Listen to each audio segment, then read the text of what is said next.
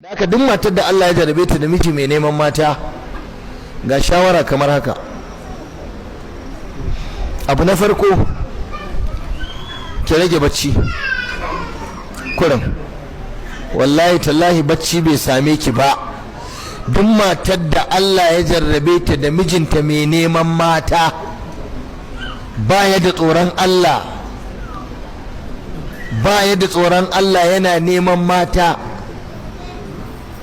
to ki rage bacci, ki kama qiyamul laili da roƙon Allah, ki ta gaya wa Allah, ya ubangiji ka gyara mun wannan bawan Allah, ka sani shine uban 'ya'yana, ya rabbana ka sani Allah, ba ni da wani in ba shi ba, ka gyara mun shi. Duk dalilin da yasa yake fita yake neman mata, Allah ka cire masa sha'awan wasu a waje ba ni ba. Abu na biyu, ki hada da sadaka, dan dole malamai suna cewa sadaka maganin masifa. Ke yanzu akwai wata masifar da ta wuce mijinki yana neman mata? Ki ranka yin sadakar abinci. Ɗabi'u da ake da shi na da, matan da suke, duk yanzu kun daina yi. Ni ina yaro ƙarami yanzu ina tunowa a shekarun da muke yara, duk gidajen unguwarmu matan gidajen suna yin sadaka, ko a yi irin gumba ɗin nan, ko a sayi kuli-kuli, ko a sayi ƙosai da safe. Ba almajirai fa ake ba wa yaran unguwa ne. Amma yanzu mata ba kwa sadaka. Amma wallahi da mace za ki ga sai ta dafa abinci a gida kurin ta raba mabukata, ta sayi kosai, ta sayi kuli-kuli, ta sayi biskit, tana raba wa 'yan yara, har yara suna ci a gidan suwanci ana sadaka. Amma yanzu sai dai ku tara kudin ku sai manya-manyan wayoyi, ku tara kudin ku kuna alfaharin saka atamfofi,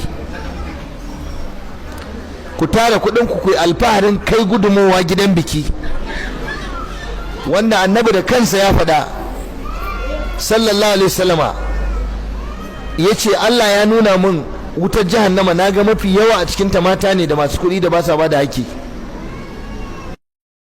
Alhamdulillah, sunana Ibrahim Yunus, shugaban cibiyar bada magunguna ta Sha'aban.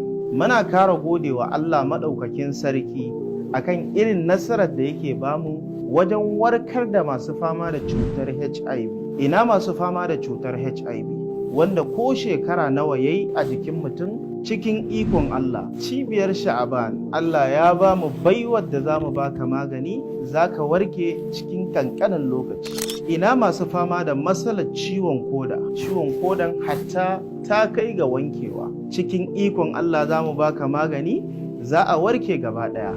Ina masu fama da matsalar istimna'i, wato masturbation, waɗanda suke biya wa kansu bukata, hakan yakan haifar da babban matsala a jikin ɗan adam, yakan haifar da raunin mazakuta, low sperm count, wato rashin haihuwa, ko kuma yawan mantuwa, yawan kasala, ciwon baya da dai sauransu.